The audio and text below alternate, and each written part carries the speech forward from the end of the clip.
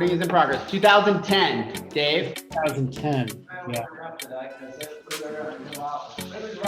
Right. 13. Dave thinks 13. So Carl's been in the business for how many years, Carl? Since 2006. So what's that? So then, 8 years? How many? I'm sorry. 15 years. 15. And in 2007, you were the KWRI Rookie of the Year, right? Yes, I was.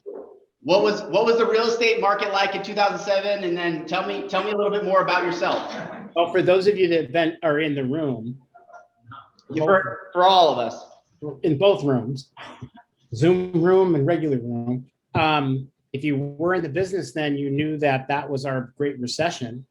And I walked out of corporate America. I spent 22 years, Robert, in consumer packaged goods. I worked for Colgate, Palmolive, SC Johnson, Del Monte Foods. And then I walked out and I said, I want to go into real estate. I went into real estate, started knocking on doors like a crazy man in a market that was crashing, right? Half of the listings in Contra Costa County at the time were short sales.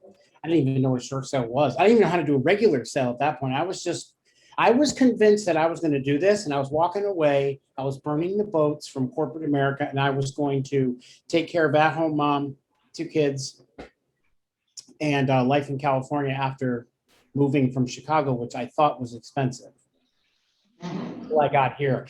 I'll tell you though, I knocked on doors, and this is where sometimes, I'll say this carefully, our ignorance works in our favor. Because if I understood what I was really walking into in terms of a real estate market, I probably could have talked myself off the back of that truck really, really quickly, because it was crash and burn for at least till 2010. Well, I think it's important. It's important that we know that's easy to walk ourselves off the cliff in any market, right? Whether it's 2007 or 100%. 2015, we're quickly walk ourselves off, especially for those of us that have been in the business, right? Like I've been in the business 5 years and had a golden spoon served to me in real estate. I never really had to try as hard as most of you in this room, which is that's just being honest, right? And so I could easily go back and say, you know what? I've been in this business too long. I don't need to go knock doors, right? Or I don't need to go do this, right? We could talk ourselves out of all of that. Correct. So you didn't. No, and you're right, Robert. There's new agents, and there might be some new agents in the room here. It's all about where your current headspace is. And we're going to talk about your current headspace when we do the listing clinic in a few weeks. Because our current headspace dictates where we go, period. Right? It really does. So from there, I built my team. Robert built a mega team, and we closed about 100 units a year. I still have an active team up here in Northern California. I became a TL, a bold coach, maps coach, and international master faculty, and then took a regional role. I took the RD role right next to Matt for 3 years until Matt turned it over to Johnny. And then I'm an OP and also a GM over a couple of market centers now. After stepping out of the RD role, I had enough of that one. I'm like, okay, I'm going to get more micromanaged into the business again, which I really enjoy. So that's kind of where I'm at now. And I was actually coming to Utah last March to do our bold, the virtual bold that was going to be just the region. And then of course they canceled that and went nationally with 40,000. And I was determined to make sure I get back out to Utah as soon as we have boots on the ground in the rooms. So I worked with Matt and Gordon and Johnny and Jordan and the gang to get on the books. Yeah. So I hate to interrupt you right here because I'm trying to get the sound up. We've got a bigger room, and I'm going to see if we get some better. I don't know exactly what your inventory looks like. Our inventory is far and few between out here, and it's kind of like it's everything's gone in 10 minutes. Yeah. And I think it's pretty national at this point. And so I think this listing clinic in June in a couple of weeks is actually really timely because we're looking at, Robert, going into our second half of 2021. And I don't think there's anybody in the room here that wants to have a weak second half of 2021, right? This is an opportunity to really capitalize on where we're at, low interest rates, like historically low interest rates ever, right, at this point in time. You know, I know you have a couple of questions for me, Robert. Yeah. I'm also a high I, so you're a high I. We're gonna end up talking each other into the ground, and who gets to talk first, right? Yeah. Just kidding. So here's the deal. When I was regional director for Northern California and Hawaii, we would meet in Austin every month with Gary for 2 days. When this pandemic hit last March, you know, he called an emergency meeting and he said to us, you have to go back to your people and you have to ask them, where do you want to be when we come out on the other end of this? Right? And actually, it's still a good question because we're still going through it depending on where you're at in the world of in your own geography, right? And of course, nobody answers the question, I would like to be 10 giant steps behind.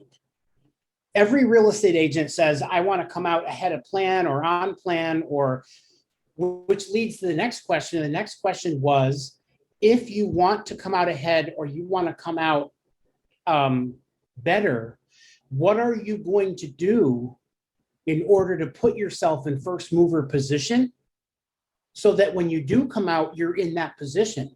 Because for those of you that know, our industry is an industry with a lot of fallout. And a lot of it is because the accountability level is so low that I get up and I'm busy, right? If you know your bold laws, it's don't mistake movement for achievement. And I become busy, I don't become productive. And then we come out of the end of this tunnel and I'm pointing the finger saying, oh my gosh, look at Dina's got all these listings, Marlene's got all these listings, and I have to start from scratch.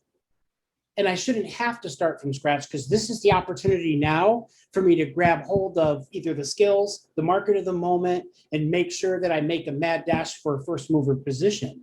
So we still have that time. Jump in because I want to talk, because we had a lot of the top producing agents here, at least in person, which is great, because the question that I want to say is that we can make a lot of assumptions about a shift in the market. And if we're feeling pain, are anybody in this, is anybody in this room feeling pain in their business?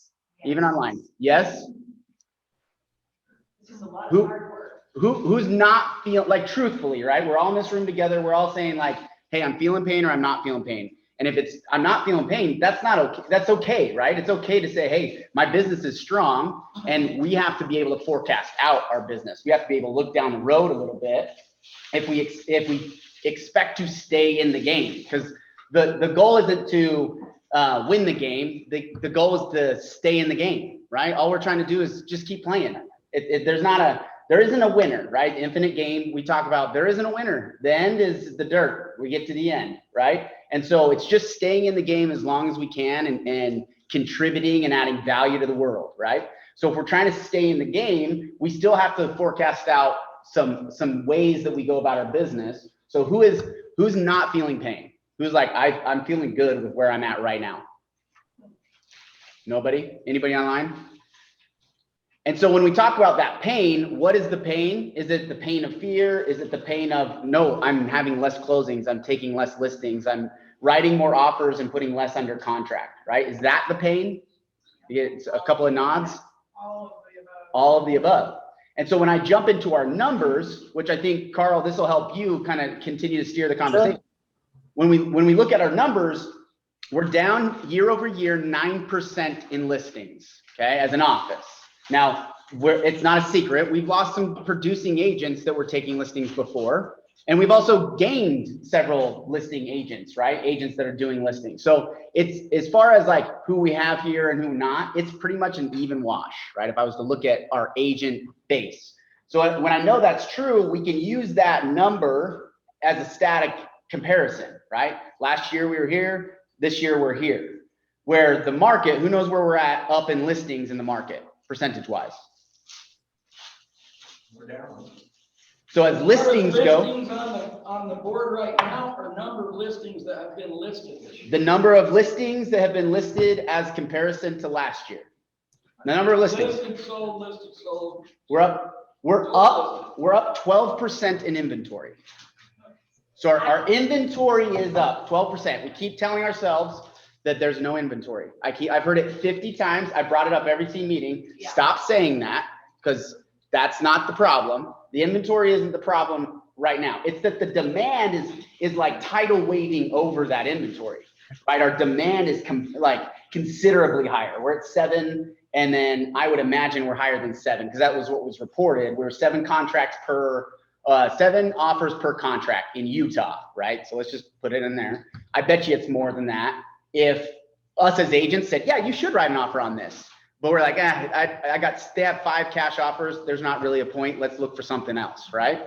So I bet you those are still things that aren't counted. So our tidal wave of demand is bouncing over the 10% rise in inventory, but we're down 9% as an office. Why?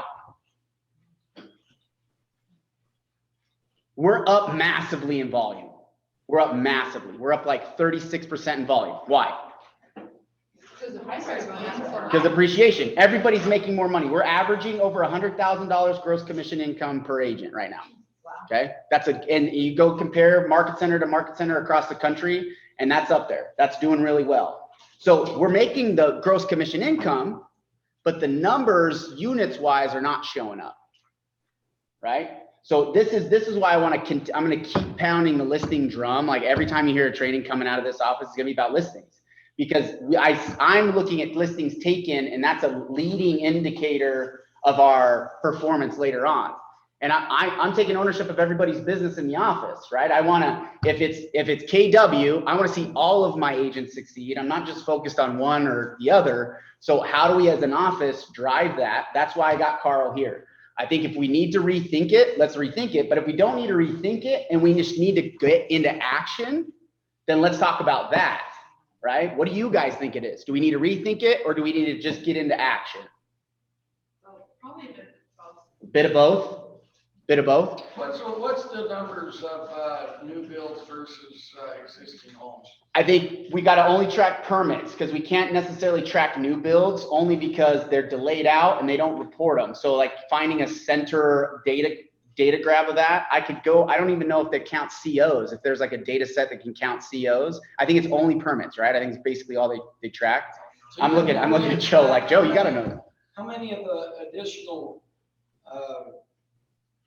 sales that we've had this year have been new homes versus? And that's a great question, right? Because we can think about, okay, where is the source of that 10% inventory? Because if the source of that inventory is something that's a little bit out of our reach, then my rethink is get in better relationships with builders, right? And we actually have a big group. We probably have the largest percentage of agents representing builders than most of the other brokerages, as like the traditional brokerages, right? Like Ents, they only build, right? So they have a huge percentage of the agents doing that big inventory, but we have a lot of our agents building homes. So I do think we account a little bit for that, but this is why I want to bring Carl in. So Carl, rethinking the market, what do you think about rethinking it? If I was to say, I'm going to take fresh eyes at this market, what would you say?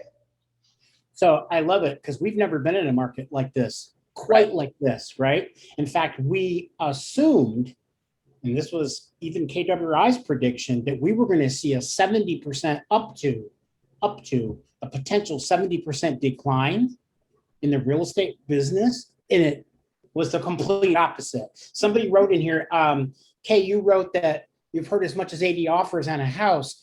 We had open houses open up this last weekend. We had 93 people through an open house. And it's like, this is crazy, right? I used to think 30 was a lot. So I do think you're right. And I think what's important, Robert, is that we sit back for a second and we understand what drives the market. And I think, Kara, you talked about the myth. There's always a strategy. We have to sometimes shift the strategy, though, because we know what we know and we don't know what we don't know.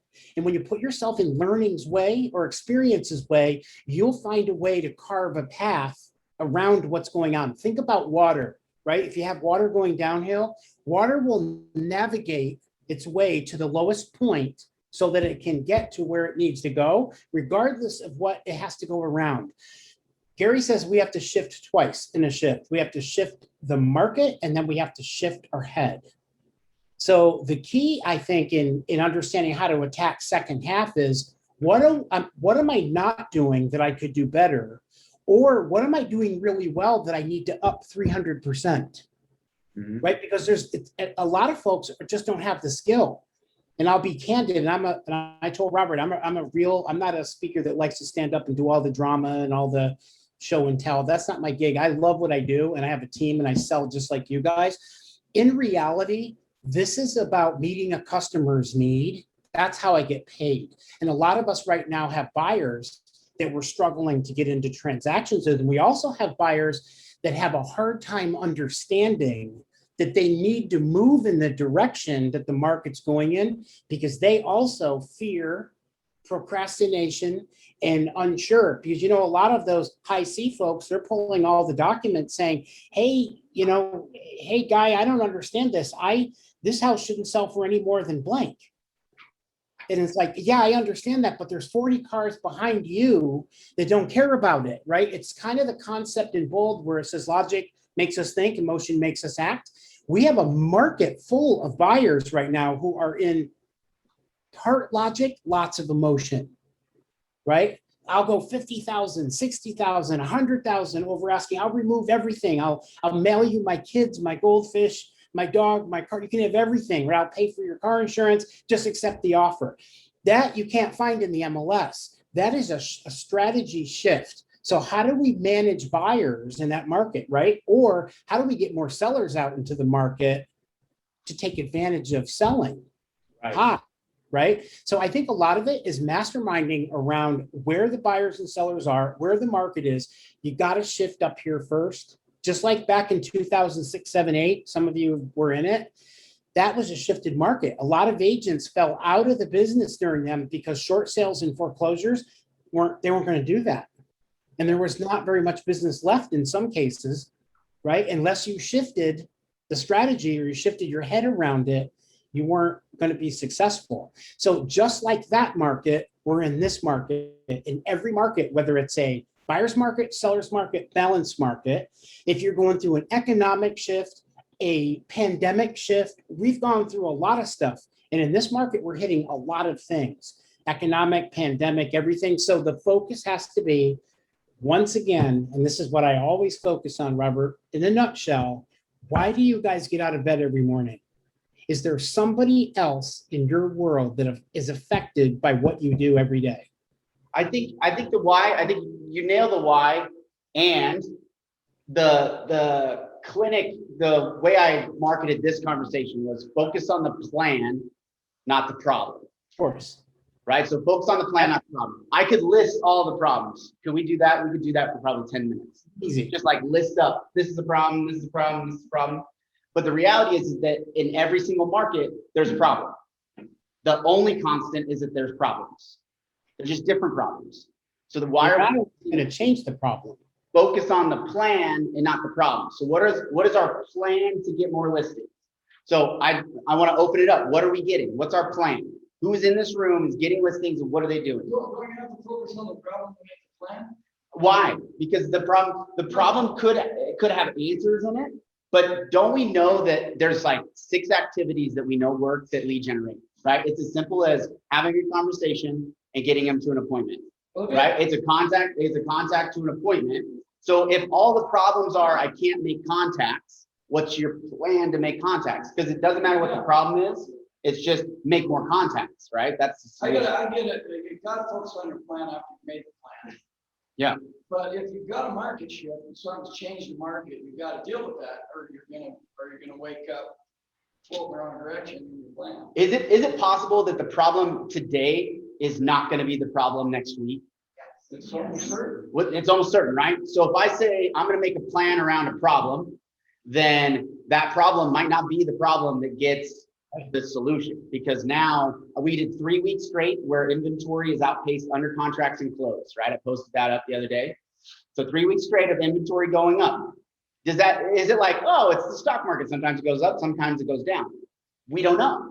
We deal with the market in the moment. We talk about that all the time too. Gary talks about that. What's the market right now? Where are we going, right? And that's something we always want to be looking at. It's like, where are we going? What can we anticipate we're going? What I'm noticing is that a lot of new listings are coming on we weren't getting. They're all high priced. They're all overpriced. And so the demand for those properties is not as high as it once was. Yeah. And so that's going to slow down the contracts, right? Yeah. The inventory can go off the charts. They just sit there. They just sit there. But, and that's kind of what I'm seeing right now. So when you follow the edges, you can kind of get a temperature of where the market's headed, right? That's why we've always looked at California in St. George historically, like the market there, whatever's happening there is our future. I've heard that a million times, right? We talk about the Salt Lake market and the California market. So knowing that those are the markets and we're watching those, we can gauge some of the temperature, but we know interest rates are probably going to go up, right, Steve? Like, I thought they had gone up 10 years ago. Right? Right, Yeah, I boy. think they probably will. In today's environment, in the political environment, I just don't see it happening fast. You don't see it happening fast. What do you think, Jan?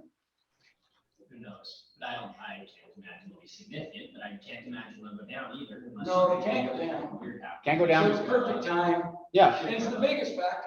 And when we deal with that, right, where we feel fairly confident with what we can see, now we have a plan, right? We have a confidence around what for sure is going to happen as far as what we can kind of predict, right? We're like, hey, we should see the market continuing to stay strong. Demand hasn't like waffled incredibly. We're still good. So what's the plan around talking to those listings? Because all the other problems still don't matter, right? Is the plan that people should sell? It's a great time. We can all agree to that. So what's the plan about getting listings? And Chantry and I talked a little bit about move-up buyers, right, Chant? We kind of focus specifically on that. So that could be a plan where how do I go out and lead generate specifically to move-up buyers, right? So Carl, what are your thoughts? So I love the conversation, and I love the fact that problems will be problems, and we're going to have them in every market, right? I put in the chat box, we coach to lead generation, and I know it sounds cliche. We're going to get into this just for 1 second. Lead generation, lead follow-up, lead conversion, negotiating contracts, practicing and mastering your craft. This is the same, Robert, in every market, in any market. Here's the deal, though. When the market shifts, and let's say there's less listings, and you generate most of your volume from listings, you have two options. Number one is I take less listings and take a pay cut, or I up my activities significantly in order to stay the same pay or to increase my pay. Because let's face it, in Salt Lake City, everybody's selling people are selling houses.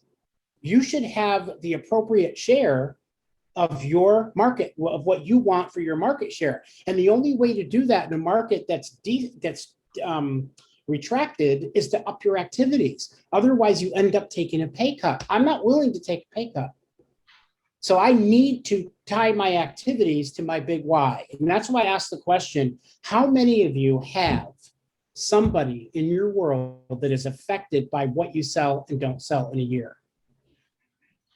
Kids, grandma, whatever it is, right? Hamster, dog, whatever it is, we all have something. We got this career for the purpose of having that perfect life or that big why. When I think about not tying my activities to my big why, I see a job and I see a family life. In reality, though, this job funds my family life. If I want vacations and I want cars or I want whatever it is in my life, I want to give to a charity of my choice, whatever that is, I have to tie my activities back to that so that I can pay for college. I can buy the investment property that I would like to buy. And sometimes we get so distracted by the fear, right? In this market, there's a lot of fear. Agents I'm talking about, I'm not even talking about sellers and buyers. I'm talking about within our own circle. A lot of fear, stories that we tell ourselves. I don't know if I can make this. I'm not sure I can do this. Not sure I can outlast it. This is where your brain space is so important to push through. And Robert, I love what you were talking about. It's about activity. It's about shifting what you have to do in order to make it happen. And it doesn't matter what's going to happen. Right now, though, we're in this environment. And if this lasts 6 more months, we got to wake up today and say, what am I going to put in place today that changes tomorrow? Because you know that whatever you do today affects your financials in 60 days, right? So it's about shifting your thinking, and it's also about being open enough to accept that something's moving. There's a lot of, does anybody think there's no ego in real estate agents? Oh, I don't have an ego. No ego in real estate agents. I mean, some people in the room maybe, but definitely not. Okay, now you would all, right? So in reality, though, we need to set that aside. How many of you are familiar with the E2P model? 6 personal perspectives. You go from entrepreneurial, which is what I know and what I can do well, to purposeful. And sometimes when we go to purposeful, or most of the time when we go to purposeful, we have a breakthrough because we're hitting our head on a ceiling of achievement, which is the topic of what you're actually addressing, Robert, is what do we do to have a breakthrough? Something has to be different. We don't always know what has to be different until we put ourselves out there broad enough to be open to change. A lot of us stay like this. I've always done it this way. This is how I'm going to do it. I don't need anybody to tell me what to do. And in reality, we all learn from each other, right? And we all learn that a shift in a market starts in the shift in your head. There are listings out there. How many of you believe that you've maxed out on your ability to get a listing because of COVID? So if you know there's an ability to get a listing, then the next step is, what do I have to do to get it? And it may mean up your activities. If you're a farmer or a geo farmer, or you're a social media farmer, or you farm your hobby or your church or your friendship group or your sports group, you may have to double that activity in order to get your fair share of what you need in order to keep your pay where you need your pay. Otherwise, lower listings, less paycheck. How do we connect this to the relationships of our business? Because I think when we talk about the plan and we talk about what it is that actually drives real estate, right? Your ability to knock doors is not the way you just stay in the game. Does everybody agree with that? Like my period of time when I did this made me successful, but what keeps you in the game after that? Follow up a relationship, right? It's these relationships.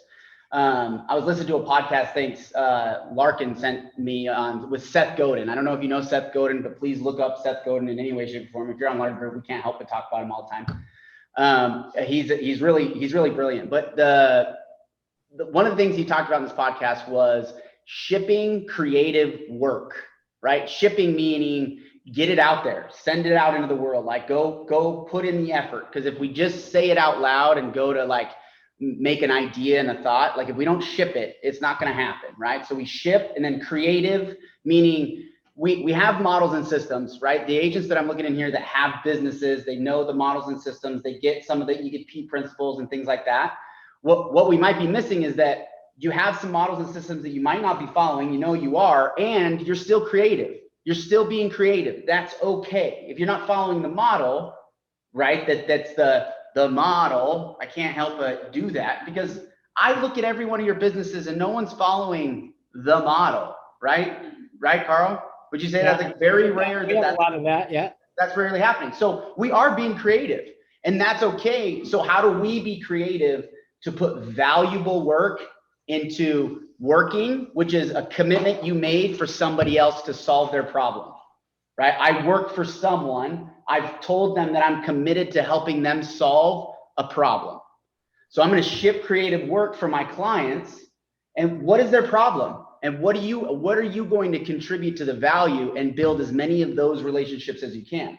Because we sometimes we'll start at the market level and talk about what's all happening. And we do talk about like this macro look, but how many people do we need in our database? Like, let's land there at the end and be like, how many do I really need in my database to have a really incredible life? And who wants to throw a number out? 2,000, that's what they always say. 2,000? Is that what they say in the book? Who thinks it's less? Who thinks it's more? You think it's less? You think it's less? Who else thinks it's less? I think you can get by with 1,000.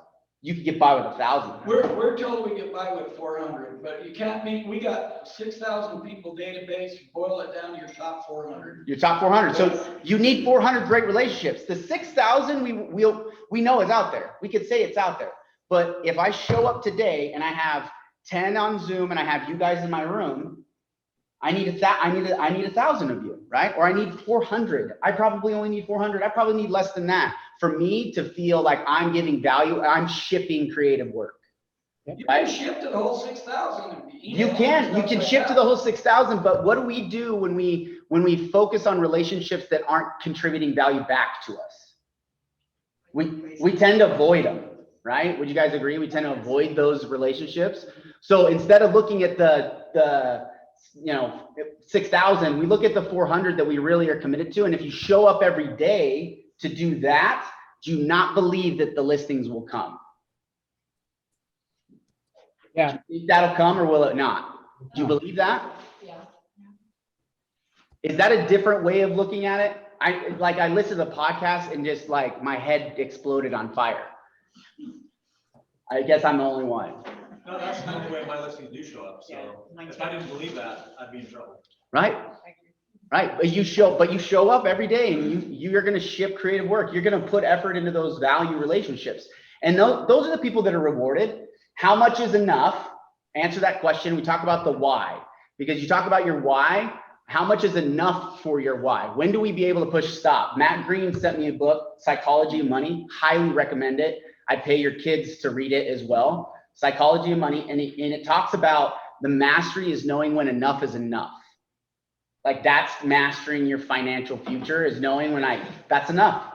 And then all the rest of my value is somewhere else. Michelle? I'm gonna say Gary Keller talks about that on his podcast, Think Like a CEO, and he Yeah. talks about that freedom, the point, Yeah. like, and it's different for everybody. And when you hit that, then what? Yeah, he did. He said that. That was just a couple episodes ago, I feel like, because I remember him as saying that exact thing. Yeah. And so then we bring it back into the listings, right? We bring it back into the listings. We understand some of these principles that we have to put in place on a regular basis. But where's the value that we're giving to our clients to see that you're the person to sell their house? What's the percentage of people selling their house off the market? Probably pretty high. Who else feels like it's high? Raise your hand. We got a third of the room. It's hard to see hands. Okay, a third of the room that say that it's high. Is that true or is it not? The only way you're going to know is if you go talk to your database and find out who's thinking about selling their house. Because the reason they're selling their house is because no one else is talking to them. There's no real estate agent that has a relationship that's worth having. Do you believe that? Because there's probably an excuse in there that we kind of make ourselves feel better, that like our friend said that they just needed to save that money. But do you guys really believe that? Because if you believe that your friend should be for sale by owning, then maybe real estate's not the best idea for us, right? It's because that's not the mentality we need to have going into handling our professional clients. Are we going to have a hobby business, or are we going to create a really valuable contribution to the world? Right? Carl, thoughts? Yeah, I put in there database in the chat, which is exactly our best source of income, our best source of business. And then Gary says, put a disproportionate amount of time against that which drives your income. So the shift might be, I'm doing the creative things. However, maybe in this market, what I need to do is shrink back to that 20% and put disproportionate amount of time against it. You talk about delivering incremental experience for your clients. In 2009 at Family Reunion, I remember Gary put up a chart at Family Reunion, and it said NAR was polled, and NAR polled people that sold their homes and asked on a scale of like A, B, C, D, like in school, F, where would you rate the real estate industry? And it came back an overpowering C. Just mediocre. Here's what's interesting about that though, right? What's interesting about that though is, would you hire an accountant that scored average? I might have. Would you hire? I might have. Actually, something tells me that I did. I'm going to be honest. Okay, well, maybe. However, Marlene, would you go to a dentist that said, hey, I'll do your fillings? About 50% of them, or 70% of them work, and the other 30% don't. I'd be out of that chair so fast. Would you hire an attorney to represent you that was average? How many of you have kids? How many of you would settle for your kid coming home saying, hey, mom, hey, dad, look, I got a 75 on my algebra test. I'll see you later. I'm going upstairs to play Xbox. No, that ain't happening, right? You're not going to do. And yet here's the reality. we don't show up as a master of our craft every day. Most of us don't do that. Some do, right? And that's great. We should be masters of our craft. It goes back to, Robert, what you said. If I'm offering the best value, I should be the A player in my market. Absolutely. I should know the market inside and out. I should be my client's ambassador. I should represent my client like nobody else could. And then my reputation is reflected in my relationship. It's not going to happen overnight, right? Because it's time on the task over time, right? And yet, if we think about how can I master my craft, be honest with yourself, right? Gary tells us all the time, first step to change is self-awareness. If you know areas that you're not mastering and you're losing listings because your scripts aren't good, or you don't know what to say, or you don't know how to answer it, you got to get off the I don't like scripts because scripts sound fake. Scripts only sound fake if you use them once a month.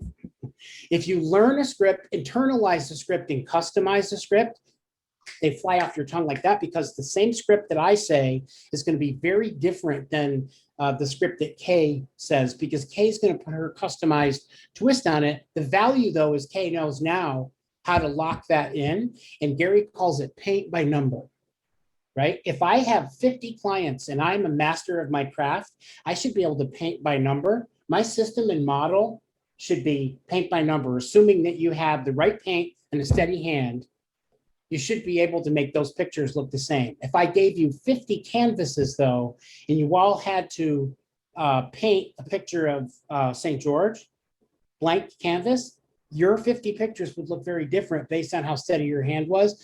The paint by number is the model of mastering your craft. Carl's gonna be like, I hope you don't ask me back ever again, because I'm gonna jump in. I couldn't help it. I couldn't let this go by. Paint by number is the most oxymoron thing I've ever heard in my life. Is that not true? Yep. Paint by number. You're like, oh, let me use my left and my right brain all at the exact same time. And the funny thing is that I can't help but be a salesman. And Carl, you make a lot of the great points. And I really love the MAPS coaching. We've been to Bold. A lot of us in this room been to Bold together. And I always think it sounds so simple, right? We just paint by number and mastery of these personality types. And it's not that easy, right? We all know it's not easy, and it's super, super hard. It's not easy. Paint by number made me laugh, Carl. I was like, paint by number. I always think, whenever I think of an oxymoron, that one pops into my head. It's funny. But we're in a long game, though, right? Every company systematizes.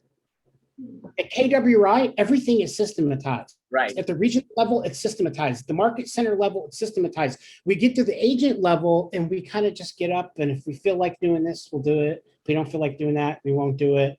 If I get a phone call, I'll get a phone call. That should be paint by number. Now, when I say paint by number, be careful. I'm not saying that you have to be the same face to every single client, because we all know that everybody's got a story, and our job is to be super sensitive to where our client's need is at so that we can tweak who we are to help our client. The systems, though, should be paint by number enough that my efficiency is boom, boom, boom, boom, boom, boom, boom, and I don't waste any time. And it is hard. It's a long game, though. You know, am I in this for a year, or I'm in this for a career? Yeah. Yeah. Right. We're in it for a career. It's about constant skill growth, constantly getting better. And I think that's actually a great transition, because it's 12:51, and I promise that I really try to make team meetings short, to the point, and get after it. So if anybody wants to keep chatting, we can. But Carl, the transition is sharpening the skills, right? And saying sometimes we need to get out of our element. We need to all stand up from what we're doing and pattern interrupt the conversation. And the challenge is, if you're watching this late in recording, or if you're here right now, if you need a pattern interrupt on listings, get up on June what? What day is it? 17th. June 17th, and drive up to Salt Lake, get a car full of you, and go do the listing clinic for the day. They have tons of signups. The room will absolutely be full because the region is putting it on.